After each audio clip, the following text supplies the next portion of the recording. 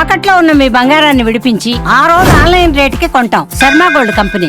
నమస్తే, welcome to Suman TV. నేను గిరిజ. ఇవాళ మనతో పాటు ప్రముఖ జ్యోతిష్య వాస్తు పండితులు బ్రహ్మశ్రీ మంతా సూర్యనారాయణ శర్మ గురువు గారు ఉన్నారు. వారితో మాట్లాడి ఈ నూతన సంవత్సరంలో ద్వాదశ రాశుల ఫలితాలు ఎలా ఉండబోతున్నాయో తెలుసుకునే ప్రయత్నం చేద్దాం. గురువు గారు నమస్కారం. నమస్కారం అమ్మా, శుభం యాదు. గురుగారు, ఈ 2025 ఆంగ్ల నూతన సంవత్సరంలో భాగంగా వృషభ రాశి వారికి ఏ విధంగా ఉండబోతుంది అంటారు? గ్రహ మనం ప్రకారం గనక చూసుకుంటే ఒకసారి తెలియజేస్తారు? తప్పకుండానమ్మా. ఈ వృషభ రాశికి మనం మొదట అనుకున్నట్టుగానే 4 గ్రహాల యొక్క చేంజెస్ వస్తున్నాయి. కదలిక ఉంది. పెద్ద గ్రహాలు 4. ఒకటి శనీశ్వరుడు మారుతున్నాడు, ఒకటి రాహుకేతులు మారుతున్నారు, మూడవది బృహస్పతి ప్రతి సంవత్సరం మారుతారు. అది స్టాండర్డ్ గా ఒక రాశి నుండి ఇంకో రాశి. ఇప్పుడు వృషభ రాశి నుండి మిథునానికి ప్రవేశిస్తున్నాడు మనకు బృహస్పతి. అందువల్ల ఏంటవుతుందంటే ఈ వృషభంలో ఇంతకాలం ఉన్నాడు కాబట్టి ఇంకో 5 నెలలు ఉంటాడు, మే 15 వరకు ఉంటాడు. సో ఫస్ట్ హాఫ్ అంతా వృషభానికి అద్భుతం, మహా అద్భుతంగా ఉంటుంది. ఆదాయం అది బాగుంటుంది, చక్కగాను, మనం భయపడకలేదు. సో ప్రత్యేకించి ఆదాయం గురించి మనం మాట్లాడుకుంటున్నప్పుడు అంటే ఉద్యోగం చేసేవాళ్ళు, వ్యవసాయం చేసేవాళ్ళు, రైతులకి, అలాగే మనకు ఫిషరీ చేసేవాళ్ళు, అగ్రికల్చర్ యాక్టివిటీస్ చేసేవాళ్ళు ఉంటారు. తర్వాత పోల్ట్రీస్, హ్యాచరీస్ రన్ చేసేవాళ్ళు చాలా మంది రైతులు ఉంటారు. మొట్టమొదటి మనం ఎప్పుడైనా సరే రాశి ఫలాలు రైతుల గురించి మనం మాట్లాడుకోవాలి. అంటే ఎందుకు రైతు మనకు అన్నదాత కాబట్టి వాళ్ళకి మాత్రం ఆదాయం చాలా అద్భుతంగా ఉంటుంది. ఏమాత్రం తగ్గదు. రూపాయికి 10 రూపాయలు ప్రాఫిట్ లోనే వెళ్తారు తప్ప నష్టపోయేదని ఈ సంవత్సరం అంతా వాళ్ళకి కనిపించదు. మొదటి నుండి వాళ్ళ యొక్క వ్యాపార వ్యవహారం ఈ సంవత్సరం మొదటి నుండి బాగుంటుంది.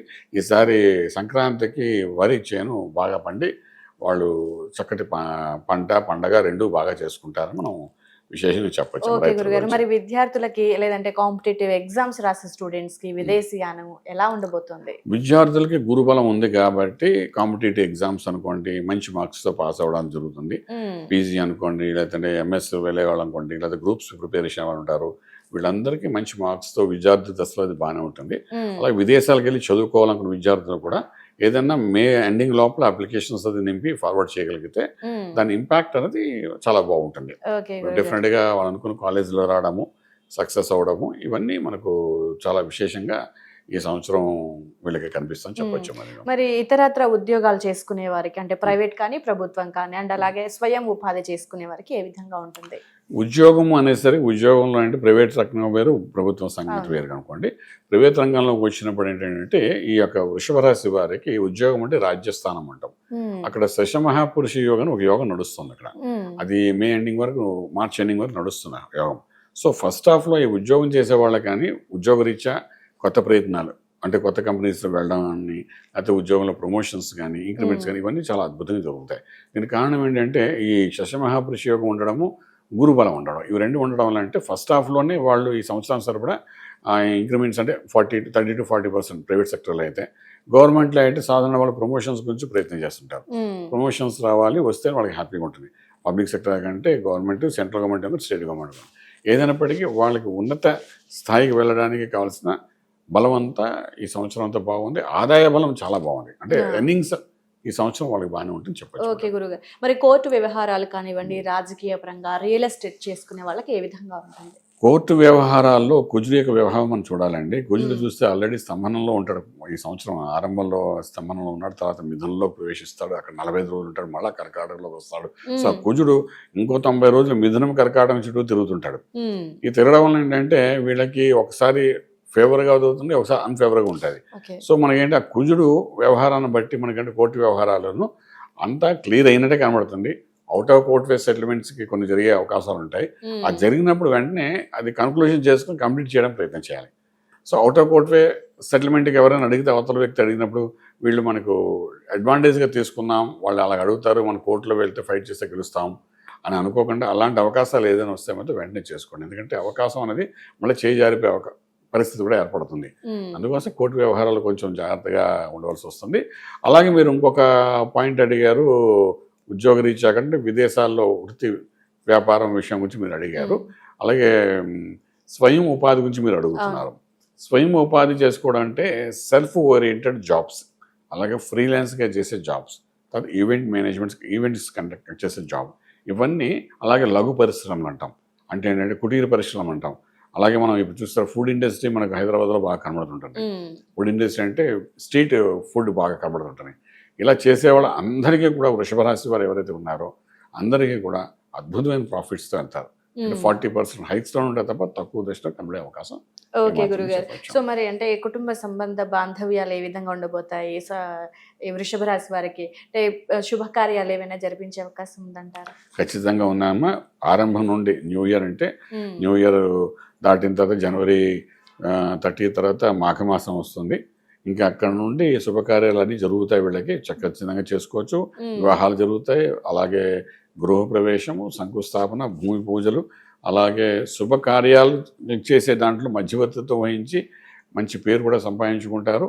ఇలాగ రకరకాలుగా అన్ని గుడ్ న్యూస్. ఉద్యోగంలో కూడా మంచి ప్రమోషన్స్ వస్తాయి. అలాగే మనం చూసుకుంటే కొత్త వ్యాపారాలు ఆరంభించడం కూడా జరుగుతుంది.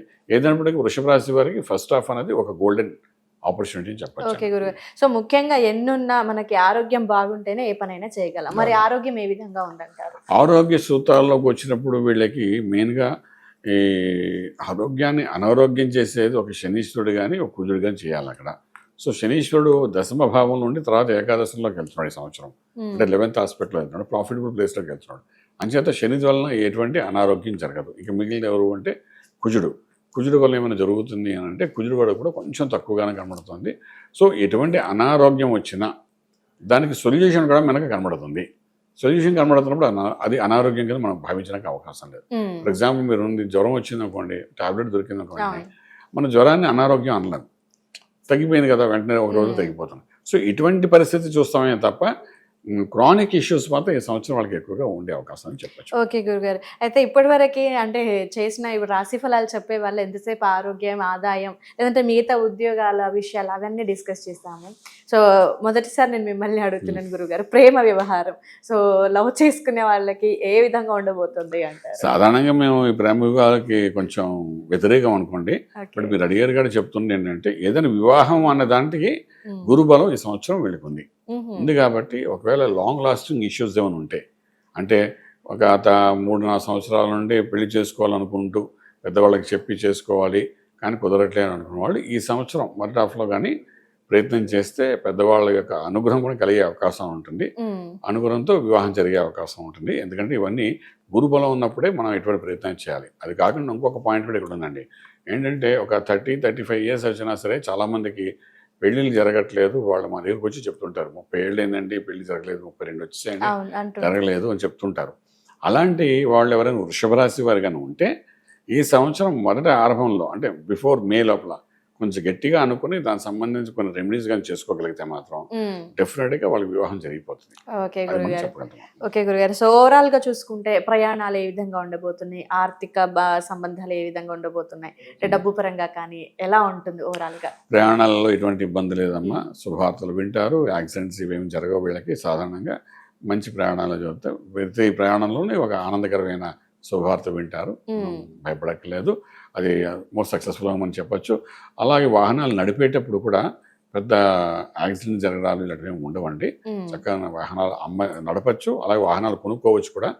చాలామంది నాకు ప్రశ్నలు వేస్తుంటారు, మా అబ్బాయికి ఈ సంవత్సరం వెహికల్ కొనాలా వద్దా అంటారు. సో డబ్బులు ఉంటాయి, కొనాలద్దు అని అంటే వృషభ రాశి వారు వాహనం కొనచ్చు, ఏమి కాదు, హాయిగా నడుపుకోవచ్చు. ఓకే గురు. సో ఫస్ట్ హాఫ్ అంతా వీళ్ళకి బాగుంది, చాలా గోల్డెన్ పీరియడ్ అన్నారు. సో సెకండ్ హాఫ్ అంటే మన మిక్స్డ్ గా ఉంటుంది అనుకోవచ్చు అంటారా గురుగారు? అంటే మాక్సిమం మనకు ఫస్ట్ సెకండ్ హాఫ్ నుంచి చెప్పడంలో ఉద్దేశం ఏంటంటే అట్లీస్ట్ సెకండ్ హాఫ్ కావాల్సిన బలాన్ని ఫస్ట్ హాఫ్లో సంపాదించుకోవాలి వీళ్ళు. అలాగే సెకండ్ హాఫ్లో కావాల్సిన ఆర్థికాన్ని ఫస్ట్ హాఫ్లోనే వీళ్ళు సంపాదించాలి. ఎప్పుడైనా అంటే మన దీని అంటారు అనమాట, దీపం ఉండగానే ఇల్లు చక్కబెట్టుకోవాలని అంటారు. ఆ దీపం ఉన్నప్పుడు ఫస్ట్ హాఫ్లో మీకు దీపం ఉందని అనుకుని మాక్సిమం సంవత్సరం సరిపడా ఆర్థిక బలాన్ని ఫస్ట్ హాఫ్లోనే మీరు సంపాదించుకోవడం ప్రయత్నం చేయాలి. సెకండ్ హాఫ్లో కొంచెం కూల్గా ఉంటుంది, న్యూట్రల్గా ఉంటుంది, భయపడక్కలేదు ఆర్థిక వ్యవసాయంలోనే. అలాగే స్టాక్ మార్కెట్లో కూడా మీరు షేర్స్ ట్రేడింగ్ అది చేసుకోవచ్చు, ప్రాబ్లం లేదు. కొనుగోలు అమ్మగోళాలకు మంచి ప్రాఫిట్ అది వస్తాయి మీకు.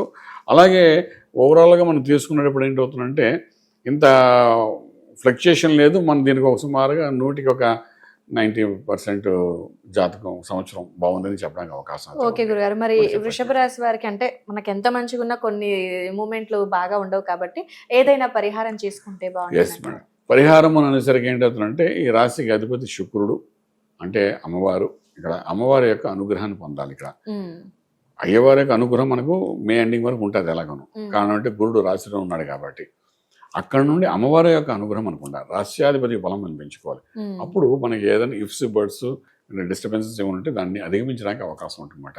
ఇక్కడ అమ్మవారు అంటే మన చండీ అమ్మవారి మంత్ర సాధన చేసుకోవచ్చు, అలాగే దుర్గా సప్తశతి పారాయణం చేసుకోవచ్చు. రకరకాల ఇంకా అమ్మవారు అంటే మన వాళ్ళకి ఇంత పెద్ద లిస్ట్ ఉంటుంది. శ్రీ విద్యలో ఉన్న వాళ్ళకి అయితే బాల అమ్మవారి యొక్క మంత్ర సాధన కూడా చేసుకోవచ్చు. సాధారణ చేసుకుంటూ వెళ్ళండి. అలాగే శ్రీ చక్రార్చన అభిషేకం ఇవి కూడా చేసుకోవచ్చు. నెలకు ఒకసారి చేసుకుంటూ ఉంటుండే ఏంటంటే సంవత్సరం పొడుగునా మీకు ఆర్థికంగా ఏ ఇబ్బంది లేకుండా, మానసిక ఒత్తిడి లేకుండా చక్కగా జీవన విధానాన్ని గడుపుతుంది చెప్పచ్చు. ఓకే గురుగారు, వృషభ రాశి వారికి ఓవరాల్ గా ఇయర్ మొత్తం ఎలా ఉంటుంది ఆర్థిక పరంగా నుంచి అక్కడ నుంచి లవ్ వరకు కూడా ఎవ్రీథింగ్ చాలా చక్కగా విశ్లేషణ పూరితంగా తెలియజేశారు గురుగారు. ధన్యవాదాలు. శుభం బియాదు.